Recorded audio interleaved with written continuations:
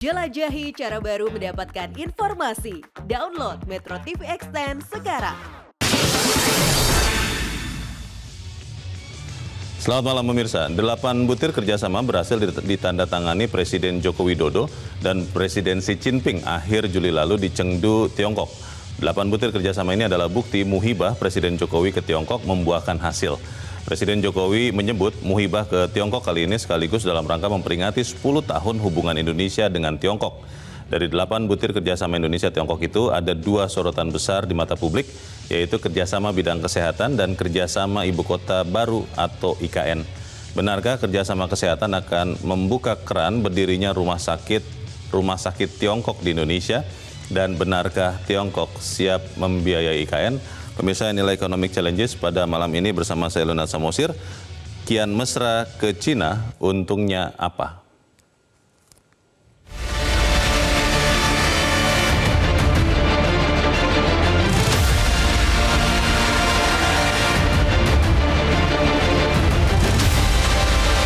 Saya ingin mengatakan 4 hal. Yang pertama berkaitan dengan investasi dan proyek strategis.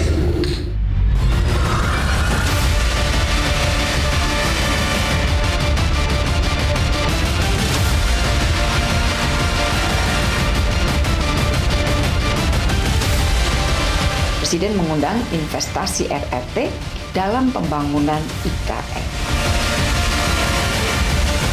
Indonesia dan RRT untuk terus mendorong investasi di Indonesia.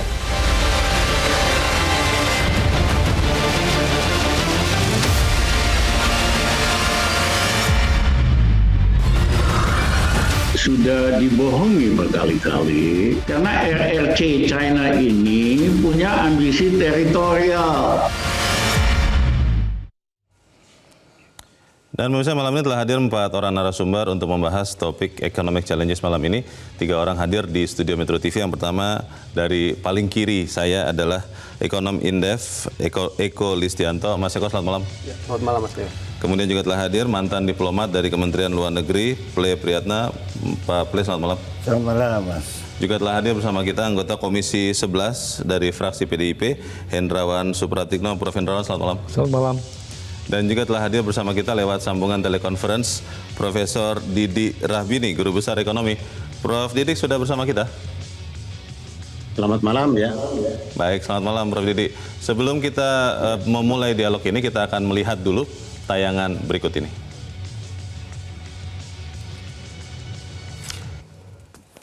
Baik, kita akan langsung melihat seperti apa sebetulnya dampak dari hubungan Indonesia dengan Tiongkok ini. Saya ingin bertanya ke Prof. Hendrawan, sebetulnya kenapa kemudian Presiden Jokowi itu sampai berkali-kali datang ke Tiongkok, terakhir datang sendiri bersama rombongan tentunya, untuk kemudian memastikan ada hubungan yang positif dengan Indonesia. Sebetulnya persisnya seperti apa untungnya hubungan Indonesia dengan Tiongkok ini? Jadi ada 2 negara dengan kekuatan ekonomi yang besar di Asia. Yang pertama Tiongkok dan yang kedua Jepang. Secara umum ada kecenderungan pemikiran bahwa Tiongkok lebih kuat untuk menyuarakan kepentingan negara-negara berkembang dibanding Jepang. Karena Jepang dianggap terlalu menurut lah terhadap kekuatan-kekuatan di luar Asia. Maksudnya Amerika Serikat? Iya, itu sebabnya ketika misalnya dulu ada ide Asian Monetary Fund, Jepang yang pertama menolak. Sementara Tiongkok ingin mengkaji ide itu untuk menolong defisit neraca pembayaran negara-negara berkembang.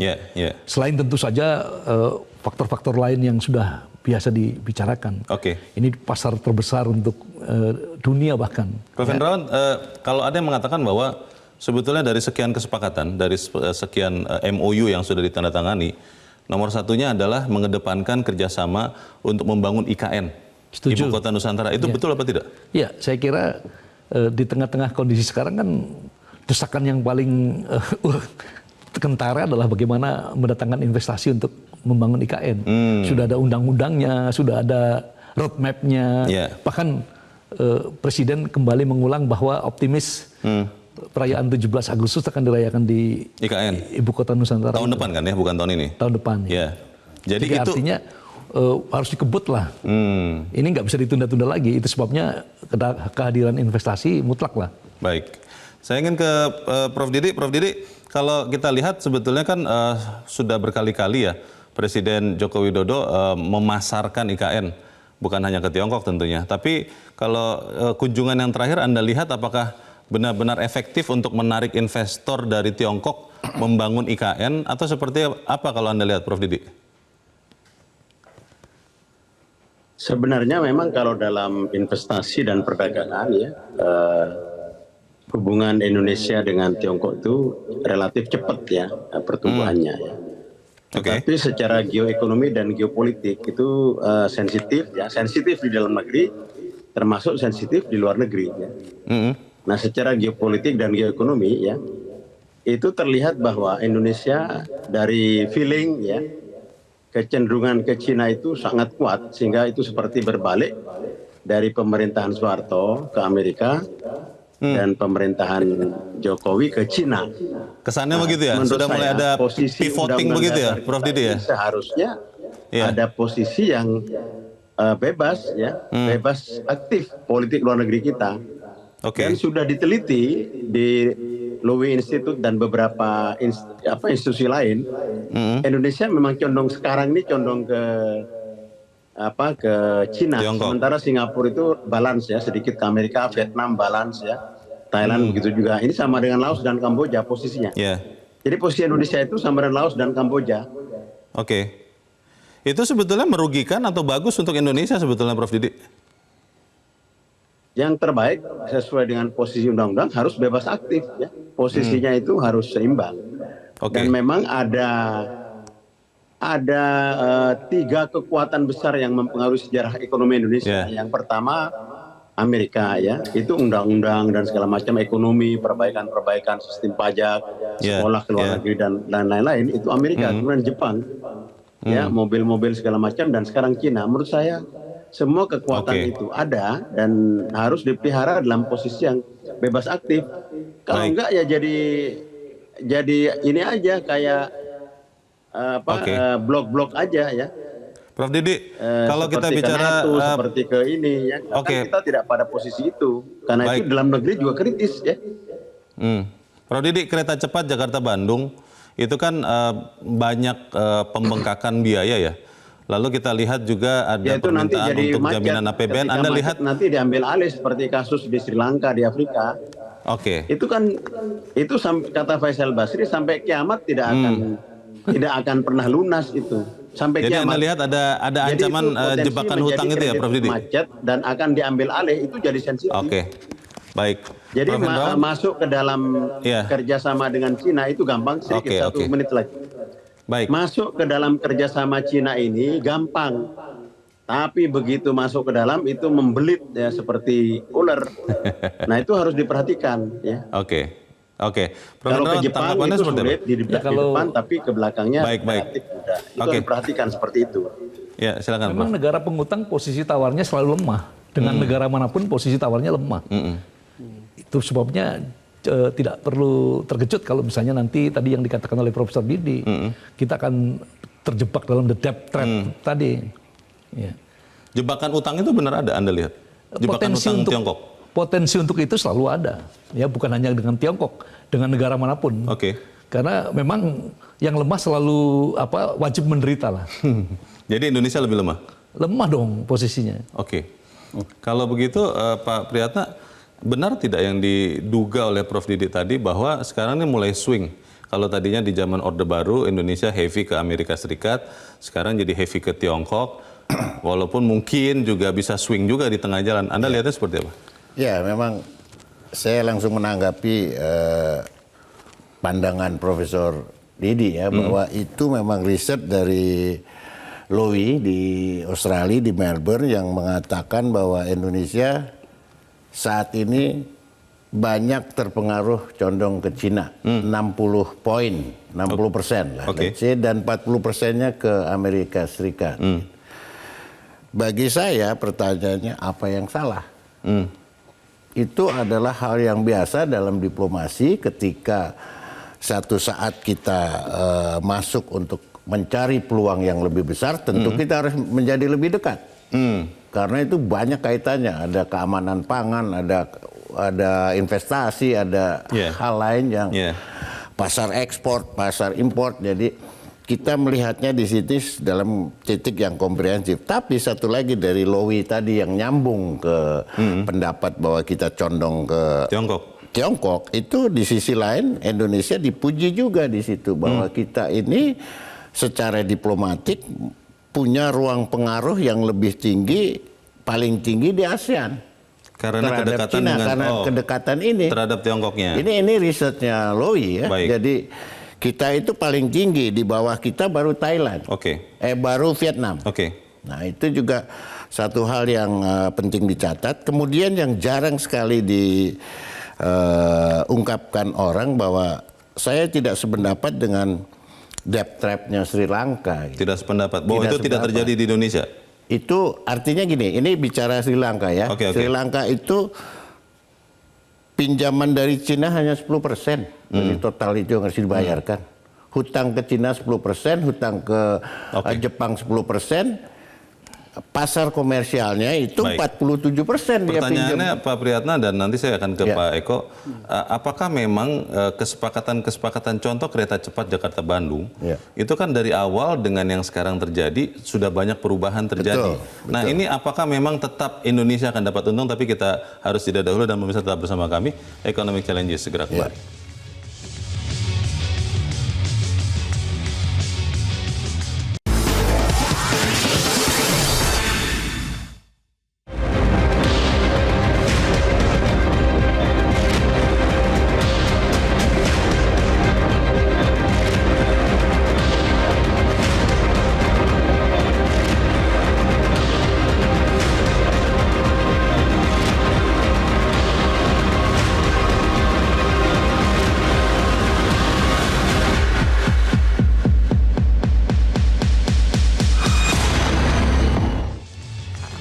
Terima kasih karena Anda masih bersama kami di Economic Challenges. Mas Eko, kalau kita melihat tadi Pak Priyatna meyakini bahwa yang terjadi di Sri Lanka, ada mungkin Maladewa juga yang sudah mengalami debt trap-nya Tiongkok, itu tidak terjadi di Indonesia. Tapi kalau kita lihat proses kereta cepat Jakarta-Bandung, itu kan di tengah jalan mulai banyak perubahan. Ada minta blanket garansi APBN, lalu bunganya ternyata beda, ada penambahan lagi cost-nya. Kalau Anda lihat Indonesia tetap aman atau tidak? Iya, sebetulnya kalau bicara soal resiko debt trap itu menurut saya sih juga ada begitu ya.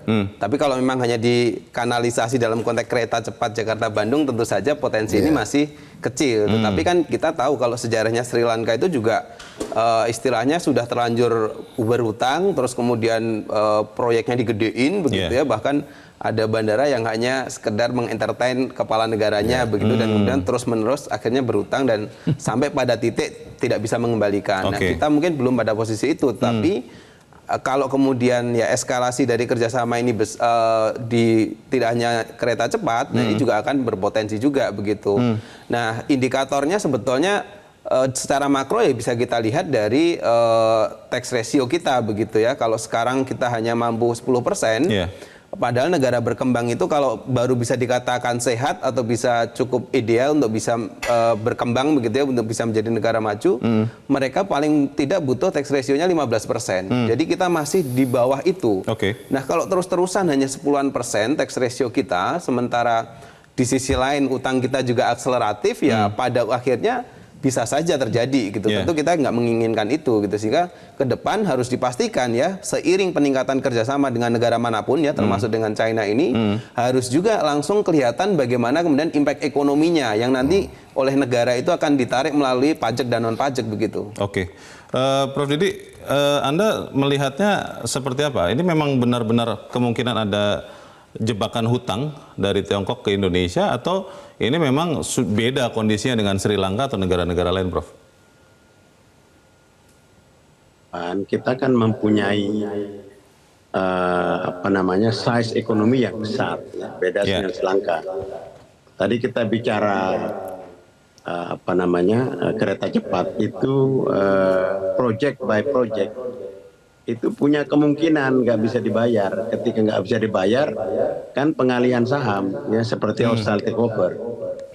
Jadi kalau kita yakin ya bahwa Indonesia itu tidak akan mengalami nasib seperti Sri Lanka, kemudian pemerintahnya jatuh, pemilu nggak terjadi, tidak. Tapi kereta cepat yang kita bahas sekarang itu proyek yang kan saya sudah mengatakan ya, pola kerjasama dengan Cina masuknya gampang, keluarnya pabeliet ya, seperti masuk perjudian itu gampang masuk, susahnya keluar, kalah terus. Tapi masuk UI, masuk ITB itu susah kan, merebut banyak, tetapi begitu udah masuk belajar lulus, berhasil, sukses. Itu bedanya itu. Kayak masuk keranjang perjudian, itu problemnya. Kita tidak bicara debt trap secara keseluruhan karena kan banyak sekali utang kita, kan utang kepada rakyat juga banyak. Betul. Ya, yang pegang saham seperti saudara Leo kan banyak juga utang kepada teman-teman kan banyak. Kita tidak bicara itu, kita bicara proyek-proyek Cina yang mekanisme perhitungan bisnisnya ngawur, ya enggak? Itu kan satu proyek besar di tengah jalan diganti, kemudian kita nunduk lemah, kan itu menunjukkan kerapuhan dari proyek itu ya. Itu Menteri Perhubungannya juga protes, itu Menteri Perhubungan yang bikin kereta terbaik. Dan tidak ada proyek terbaik seperti sekarang, kereta yang sekarang. Itu mengundurkan diri gara-gara proyek-proyek butut seperti itu problemnya yang harus kita kritik. Baik, Prof. Hendrawan, boleh ditanggapi pernyataan Prof. Didi? Ya, saya kira betul ya. Jadi kalau satu proyek strategis perencanaannya tidak cermat, perhitungannya tidak seksama, memang akhirnya harus direvisi di tengah jalan, dan itu yang terjadi. Tentu ini sudah berlangsung ya. Jadi itu sebabnya risiko yang muncul harus dimitigasi.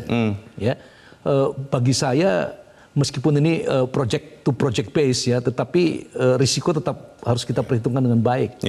Karena risiko-risiko yang akumulatif ya, ini bisa menimbulkan dampak yang skalanya nasional. Kalau soal debt trap itu kita harus mengantisipasi potensinya. Ya. Tentu tidak bisa kita membandingkan dengan Sri Lanka yang size ekonominya kecil. Beda ya kondisinya. Tapi ya ini tetap harus, jangan-jangan nanti kasus ini berulang lagi di kasus yang lain, berulang lagi. Makanya kemudian kereta cepat Jakarta-Surabaya akhirnya tidak jadi. Jangan sampai kita jadi bangsa telat mikir lah. Ya, tell me. Baik, supaya kita tidak telat mikir, kita jeda dahulu, Prof. Hendrawan. Dan pemirsa tetaplah bersama kami, Economic Challenges segera kembali.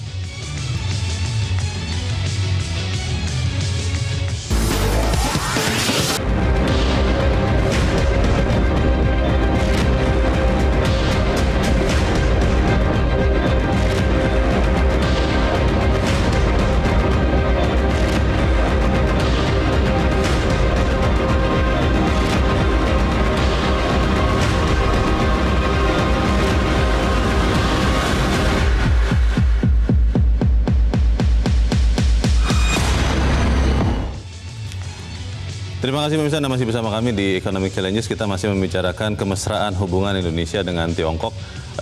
Prof. Hendrawan, kalau lihat salah satu poinnya adalah kerjasama kesehatan. Katanya itu 30 rumah sakit Tiongkok akan masuk ke sini. Ini kan artinya nanti akan merebut juga kuenya para praktisi kesehatan di Indonesia. Seperti apa, Prof? Ya, tentu harus diantisipasi dengan persiapan SDM yang lebih baik, ya, pendidikan kedokteran yang lebih bermutu, ya. Dan itu mudah-mudahan itu yang diharapkan dari undang-undang kesehatan, Omnibus Law kesehatan. Nah, mudah-mudahan itu kalau terrealisasi, ya, para pemain industri kesehatan di dalam negeri juga sudah harus siap. Ini kita lihat pernyataan mantan Menko Perekonomian ya, Rizal Ramli mengatakan di Chengdu bahwa undang-undang kesehatan yang membuka kesempatan untuk Tiongkok bangun 30 rumah sakit di seluruh Indonesia. Ini kan tanda tanya besar. Kalau saya ingin beralih ke Mas Eko, kerjasama ekonomi satu sisi, tapi kan mestinya ada keberpihakan kepada pengusaha lokal. Kalau Anda lihat, apakah memang masuknya rumah sakit dari Tiongkok ini kalau jadi, itu benar-benar akan membuat lebih kompetitif para praktisi kesehatan seperti kata Prof. Hendrawan, atau seperti apa?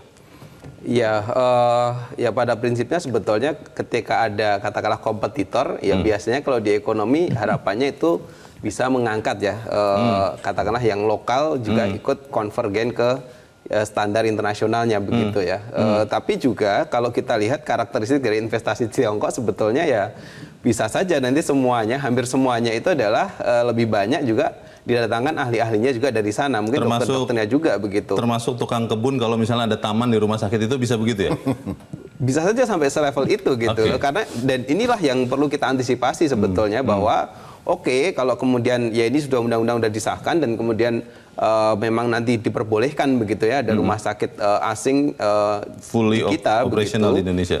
Tapi menurut saya juga harus kita pastikan bahwa ya tenaga kerja misalkan dokter dan terutama tenaga-tenaga ahli begitu ya yang memang punya kompetensi harusnya bisa masuk begitu. Nah ini harusnya dari awal ya untuk mengantisipasi ke depan karena kan bagaimanapun ya investasi internasional itu sebetulnya tidak hanya soal hanya duitnya masuk tapi juga ada aspek salah satunya sosial begitu. Kalau misalkan semuanya didatangkan dari negara tersebut, sisi sosialnya itu rawan gesekan begitu. Sehingga antisipasinya adalah ya melebur begitu dengan tenaga-tenaga kita begitu. Prof Didi, kalau kita bicara kerjasama tambang ya, kalau kita lihat smelter nikel itu kan investornya sebagian besar, kalau tidak mau dikatakan semuanya Tiongkok, tapi sampai tukang lasnya pun datang dari Tiongkok. Kalau undang-undang kesehatan yang dibawa Presiden Jokowi dan rombongan ini, itu bagaimana, Prof? Kerjasama 30 itu, itu kerjasama yang nggak tahu peta, ya. Peta kondisi industri kesehatan kita. Jadi pengusaha-pengusaha nasional itu sudah bikin ratusan rumah sakit selama 5-10 tahun terakhir ini. Jadi sebenarnya tidak perlu itu liberalisasi dari luar.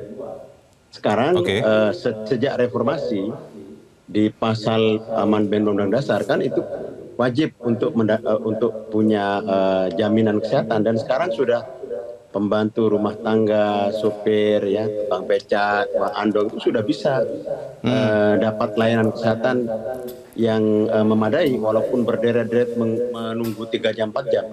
Tapi di atasnya karena banyak orang Indonesia pergi ke Malaysia, pergi ke Singapura dan lain-lain, bisa juga dihadang di sini dengan pembangunan rumah sakit yang modern ya. Dan itu tidak perlu luar sebenarnya. Jadi undang-undang kesehatan saya ada yang setuju, ada yang tidak setuju. Yang tidak setuju liberalisasi. Yang kedua, oligarki di ID itu memang harus disikat karena itu oligarki dari atas ke bawah dan sekarang terhambat ya orang-orang Muhammadiyah, rumah sakit itu terhambat untuk mendapatkan spesialis sehingga di banyak kota orang dibedah itu semaunya. Saya termasuk saya kan di kampung dulu dibedah belepotan nggak karuan ya, hanya karena bisul saja. Nah itu diperlukan percepatan menerobos oligarki ID yang sekarang menjadi negara. Nah itu sudah hilang dalam undang-undang ini. Baik, Pak Priyatna, kalau melihat hubungan, kalau benar nanti ada kerjasama rumah sakit, itu akan lebih bagus untuk Indonesia kalau hubungannya business to business atau G2G, government to government? Ya ini kan pastinya nanti di ujungnya menjadi business to business ya, misalnya di bisnis. Tapi sepanjang ini menjadi competitiveness, ada persaingan, itu pasti ada kolaborasi nantinya. Nah ini kolaborasinya yang kita harus kelola. Bagaimana dokternya berapa persen yang dari dia, berapa persen perawatnya, berapa persen alat yang dari Indonesia, segala macam itu kita harus mampu dan industri farmasi kita bisa masuk juga di situ gitu. Kalau kemudian nanti mayoritas adalah dibawa dari Tiongkok sampai misalnya tadi saya tanyakan kalau rumah sakitnya ada kebun, ada taman, tukang kebunnya juga datang dari Tiongkok, itu bagaimana Pak? Ya paling kan itu juga pada saat dibangun, setelah itu bisa dilanjutkan oleh orang kita. Jadi tidak dead end di satu itu paket harus Tiongkok semua, tidak. Pasti kita ada tahapan di mana fase yang kita bisa nego. Inilah misalnya alat-alatnya tidak sepenuhnya harus semuanya dari Cina. Alatnya bisa dari rumah sakitnya dari Amerika atau dari Jepang atau bisa mana. Itu kita bisa atur. Harusnya bisa kita negosiasikan. Prof. Endrawan, kalau ada yang mengatakan ini semacam upeti begitu, undang-undang kesehatan dibawa ke Tiongkok, tanggapan Anda? Sebenarnya kesadaran bahwa kita harus memangkas obesitas regulasi itu kesadarannya sudah hidup sejak lama, Oke. bukan hanya dalam bidang kesehatan. Itu sebabnya kita melahirkan Cipta Kerja dan seterusnya. Dengan Omnibus Law. Iya. Iya. Dan itu diusulkan oleh para pakar hukum sebenarnya. Jadi kita sudah melakukan itu. Jadi yang penting nanti implementasinya. Persoalan kita selama ini kan eksekusinya. Itu yang jadi masalah, Leo. Ya, kalau melihat hubungan ini kemudian tidak menjadi liberal ya. Tadi kan Prof. Didi mengatakan, Prof. Indrawan, ini terlalu liberal, ini salah peta nih. Karena rumah sakit itu di Indonesia juga kita mampu kok membangun rumah sakit sendiri lokal. Bagaimana, Prof? Ya, semangat zamannya memang arus besar globalisasi dan liberalisasi. Yang penting bagi kita sebagai negara berkembang adalah bagaimana kita memanfaatkan momentum dan arus ini untuk kepentingan kita. Bagaimana kita mengartikulasi kepentingan nasional dalam arus besar ini. Oke. Itu sebabnya sekali lagi government. Pemerintah harus memiliki regulasi yang jelas keberpihakannya, konsisten, ya. Jadi jangan memble gitu lah. Telat mikir tadi. Ada indikasi memble atau telat mikir tidak sekarang? Ya. Karena Prof. Hendrawan yang mengatakan Saya ini jangan berdiskusi untuk memble, jangan undang-undang telat mikir. Saya berdiskusi lama dengan Pak Budi Gunadisadikin ya. Menteri Ada 2 Kesehatan. jam Menteri Kesehatan dan pemikirannya sangat rasional, ya, praktis untuk memecahkan masalah-masalah real yang dihadapi masyarakat. Termasuk Karena dengan- kesehatan kita ini high cost loh. Termasuk dengan rencana masuknya rumah sakit Tiongkok yang ada 30 itu. Sekali lagi yang dikatakan Pak Eko dan Pak Play ini tadi, kalau itu meningkatkan competitiveness, ya, Kenapa tidak? menuju efisiensi, why not? Oke. Bagus, murah, Iya. kan? Baik. Tetapi jangan sampai tadi tukang kebun akan permanen impor. Karena kan di Morowali itu kan tukang lasnya itu dari Tiongkok kan, Prof. Karena ternyata bukan dari situ. ada sertifikasi las bertingkat-tingkat. Oh. Ini yang kalau kita pakai las biasa, orang lokal jebol dia. orang lokal nggak Iya, punya. untuk berbagai jenis logam itu berbeda. Baik, Kompetensi Mas Eko, yang dibutuhkan. sering menjadi masalah kan seperti tadi kata Prof. Hendrawan, antara niat dengan praktek di lapangannya berbeda. Bagaimana memastikan bahwa kepentingan nasional akan tetap diuntungkan dalam hubungan dengan Tiongkok ini? Ya, ini memang problem kita itu selalu di sini ya. Jadi begitu sebagai negara terbuka kerjasama dengan negara mana saja bisa begitu, dan ketika sudah masuk ke detail nih ya, kontrak-kontrak harus berjalan sesuai dengan apa yang kita rencanakan. Terkadang ya ketika kemudian ya, terutama sih menurut saya sih ya harusnya leadership di masing-masing yang menjaga gawang ini ya, karena ini sangat penting begitu. Contoh ya balik lagi sebenarnya di kereta cepat ya, ketika di awal ya negosiasi kita tentang penurunan suku bunga sebenarnya gagal kan gitu ya. Berarti mereka strict juga kan gitu ketika Karena tadinya Indonesia mintanya berapa? 2%? Iya, mintanya 2%. Bunga pinjaman dari Tiongkok untuk kereta cepat. Akhirnya jadinya? Dapatnya 3% lebih ya, setahu saya sekitar 0,5% gitu udah. Mereka ternyata strict juga kan begitu. Nah, kita harusnya juga mulai memikirkan ini begitu. Ketika kita undang masuk, tapi kita juga punya kepentingan ya tadi sumber daya manusia, terus kemudian juga transfer teknologi dan lain-lain. Nah, itu harus dijaga juga begitu. Jadi itu bahwa itu dicantumkan dalam kontrak, tapi yang lebih penting adalah menegakkan kontraknya itu. Nah, selama ini ya kadang-kadang itu kebablasan. Mohon maaf ya, bablas dan bocor ya kira-kira. Bisa bablas, bisa udah dinego gitu. Bisa juga salah catat seperti kode HS untuk nikel itu kan ya. Kan katanya salah catat itu katanya begitu, Mas Eko. Tapi saya ingin ke Prof. Didi. Prof. Didi, kalau bicara soal promosi investasi kan itu tugas pemerintah. Pertanyaannya adalah apakah memang benar harus seorang presiden yang pergi langsung ke Tiongkok dalam hal ini untuk meyakinkan apakah memang akhirnya pemikiran orang Menteri Investasi, Menko Maritim dan Investasinya kurang dipercaya atau bagaimana kalau Anda lihat? Ya, investor itu ada kepala ulernya, kepala naganya. Maksudnya yang menentukan begitu ya? Datang ke kepalanya, ya menterinya, dia setuju kasih karpet merah, sudah jalan. Dengan Cina itu too much, terlalu banyak dan berlebihan.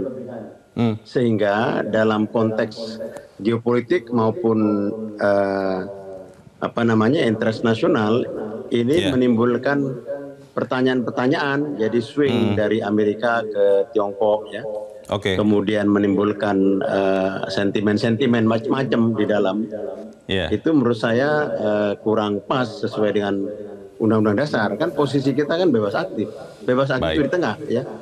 Nah, Vietnam itu mempunyai posisi di tengah dan jauh lebih menguntungkan ya. Termasuk Singapura, bahkan lebih condong sedikit ke Amerika, balance ya, tapi sedikit ke Amerika karena punya resiko-resiko ya. Dan Baik. kita itu telat mikir dalam konteks diplomasi ekonomi. Dagang itu kan seperti main kartu. Ya. Ya, saya dengan Pak Hendrawan main kartu. Ya, kalau kita buka semua kartu kita ya bablas. Kan kita buka satu, mereka buka satu, kan begitu. Oke. Ya enggak, Oke. national interestnya itu kan di kartu. Nggak bisa kita buka semua. Ya. Ya, sampai tukang las yang rendah itu di undang-undang investasi tidak diperkenankan itu. Oke. Masuk ya keahlian rendah itu tidak boleh. Itu melanggar undang-undang ya. Baik. Bagaimana memastikan kerjasama yang sudah berjalan ini tetap menguntungkan Indonesia akan kita bahas di bagian berikut. Pemirsa tetap bersama kami. Economic Challenges segera kembali.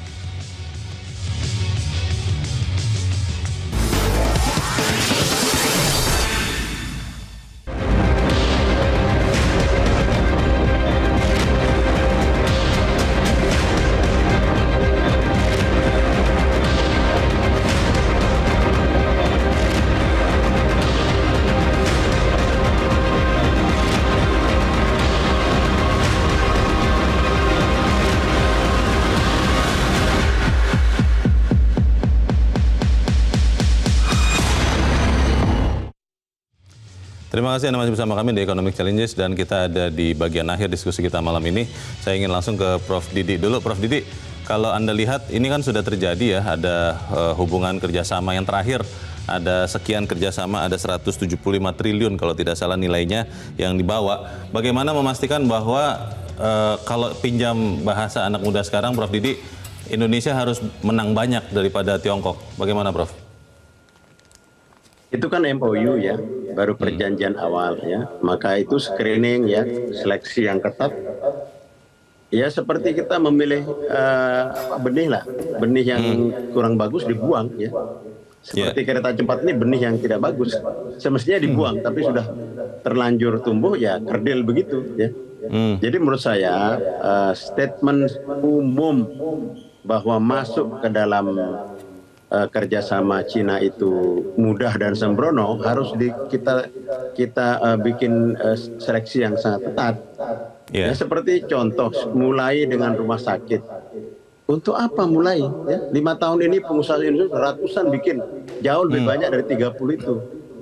Ya ini sebenarnya tidak tahu peta. Karena itu menurut saya seleksi dan kritik seperti ini ya, Pak Hendrawan itu nggak apa-apa sebagai otokritik lah ya, internal demokrasi itu penting asal berdasarkan data-data ya, sehingga apa yang dijalankan pemerintah ini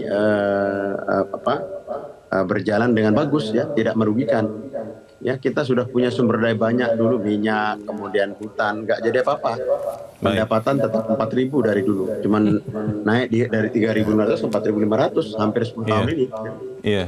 Karena resource-nya itu ekspor ke Cina terutama hanya 40% yang industri yang punya nilai tambah tinggi. Kalau dari sisi pergaulan internasional, Prof. Didi, ini kan kelihatannya jadi Indonesia belakangan lebih heavy ke Tiongkok. Bagaimana kira-kira dampaknya kepada hubungan Indonesia dengan Amerika Serikat misalnya? Yang posisi heavy ke Tiongkok itu Kamboja dengan Myanmar ya, Myanmar. Oh, Indonesia ya, yang lain itu seperti Vietnam, Singapura ya, dan yang lain-lain itu lebih balance ya, dan bahkan cenderung ke Amerika.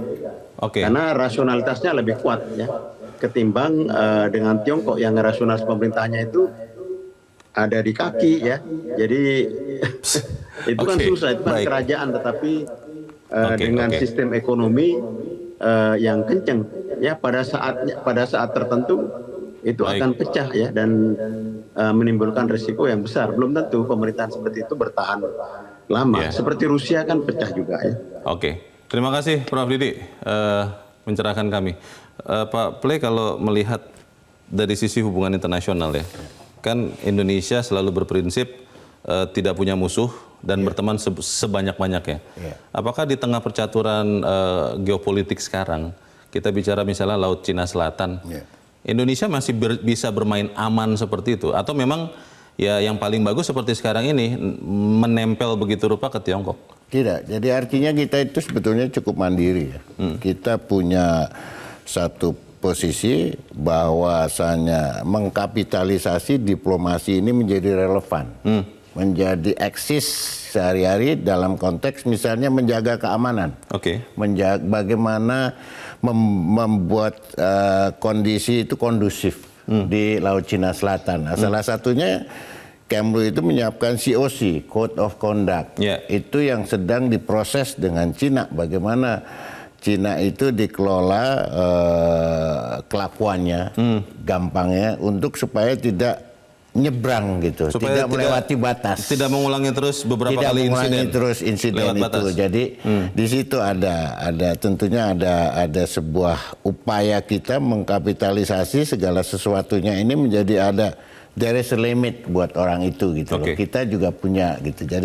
Jadi merubah sesuatu yang potensi konflik ini menjadi kerjasama. Nah, itu yang menjadi penting dan relevan untuk saat sekarang dan masa depan gitu ya. Contohnya itu bagaimana kita sekarang cukup bangga bahwa Indonesia sudah 51 negara mengaksesi Traktat Persahabatan dan Kerjasama. Bayangkan Saudi Arabia yang kemarin terakhir adalah mengaksesi. Artinya dia menerima keadaan di daerah kita itu. Terima kasih.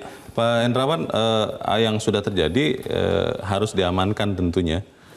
Sebagai anggota DPR, wakil rakyat, apa yang akan dipastikan kepada pemerintah supaya tidak hanya menguntungkan Tiongkok nih yang terjadi kerjasama terakhir? Ya, dengan kegiatan pengawasan yang kami lakukan, kami terus-menerus minta updating informasi, ya. Kami minta apa-apa yang sudah dicapai dengan kerjasama ini. Ya.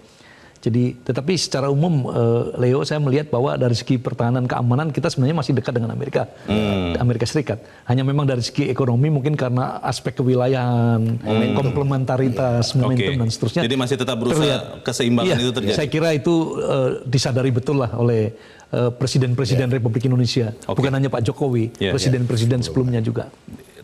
Sedikit lagi, meskipun Bapak dari fraksi yang sama dengan asal presiden, itu akan tetap bisa kritis mengkritisi. Yes. Karena kan tidak tahu ini. Kritik yang konstruktif, kritik yang jujur itu bagian dari vitalitas kepemimpinan. Baik, terima kasih. Mas Eko, kan ada pepatah mengatakan belajarlah sampai ke negeri Cina untuk mencari ilmu. Tapi kalau dalam hal hubungan kerjasama ini kan tetap Indonesia harus lebih banyak menang. Anda mau mengingatkan apa yang harus dipastikan supaya tidak Tiongkok lagi yang diuntungkan lebih banyak? Iya, kalau bicara mengingatkan apa, tentu saja pertama kita harus melihat ya investasi dari China ini sebetulnya ya secara umum gitu ya, ini memang kira-kira mereka itu masih belum standar global. Artinya ada narasi besar kita ya secara global itu adalah kepada sustainability begitu, termasuk dalam konteks lingkungan dan governance begitu. Nah, green economy. Iya, green economy semacam itu. Nah, ini ya sepertinya ini kalau dengan Tiongkok ini hal-hal kayak gini ini belum jadi concern mereka begitu. Asal uang masuk yang penting profit dulu ya. Iya, dan yang penting cuan dulu. Iya, yang penting cuan ya, semacam itu. Nah, ini kalau ke depan kita biarkan itu sebetulnya juga ada resiko-resiko gitu ya, bahwa nanti ya bisa aja produk-produk yang dari Indonesia yang berkaitan dengan aspek-aspek kerjasama dengan Cina tadi, karena value dari sustainability mungkin tidak jadi dominan, nggak terlalu diperhatikan, itu bisa saja nanti terhambat ya ketika terjadi hubungan dengan negara-negara lain yang mengedepankan aspek itu gitu. Yang pertama itu. Terus yang kedua, sebetulnya kalau dari sisi momentum ya, katakanlah tadi mungkin ada potensi 175 triliun akan masuk begitu. Tapi kok saya melihatnya ini mungkin tidak akan dalam jangka pendek begitu. Artinya dalam waktu dekat saya rasa enggak. Kenapa? Karena Cina ini pada hari ini, pada saat ini itu sebetulnya belum pulih dari pandemi kemarin ya. Pattern growth-nya itu sebetulnya mereka antara 8-9%. Nah, akhir-akhir ini katakanlah tahun ini hanya diproyeksi bisa tumbuh 5%. Tahun depan pun juga cuma 5%. Artinya sebetulnya mereka itu butuh banget juga di dalam internal mereka, di dalam negerinya untuk menumbuhkan ekonomi begitu, sebelum mereka kemudian juga bisa katakanlah lebih banyak memasifkan ininya ya, investornya ke negara-negara lain. Jadi prioritas begitu. Tiongkok sekarang sebenarnya internalnya, domestiknya. Saya rasa iya, tapi karena Indonesia berkunjung ke sana ya baik-baiknya ya diterima dengan baik ya, dengan MOU tadi, tapi kan MOU nggak begitu mengikat kan. Terakhir Anda lihat dari kunjungan terakhir Presiden ke Tiongkok akan lebih menguntungkan merugikan atau netral untuk Indonesia nih Mas Eko? Harapannya menguntungkan kedua belah pihak tentu saja gitu kan. Tidak mungkin hanya kita saja ya, nanti mereka juga akan ini. Tapi kalau dilihat ya ini kan karena limitasi waktu juga oleh Pak Presiden, memang ini tahun depan ya beliau mungkin sudah ada penggantinya begitu, sehingga memanfaatkan dan juga kemudian lagi-lagi menawarkan IKN ya sebagai fokus utama dari kerjasama begitu. Kita harapkan apa yang kita sampaikan malam ini menyumbangkan juga untuk keuntungan bagi bangsa kita. Saya berterima kasih kepada Prof. Didi Rabini, Prof. Hendrawan, dan Mas Eko dan Pak Priyatna. Dan pemirsa tetaplah bersama kami karena Economic Challenges akan kembali Selasa pekan depan. Saya Leonard Samosir, terima kasih. Selamat malam. Sampai jumpa.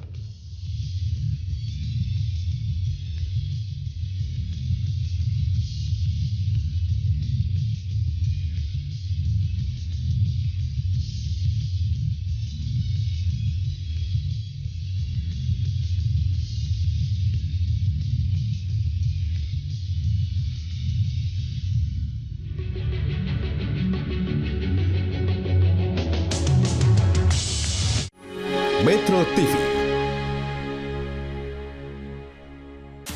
Cara mudah mendapatkan informasi dengan satu sentuhan jari. Download Metro TV Extend.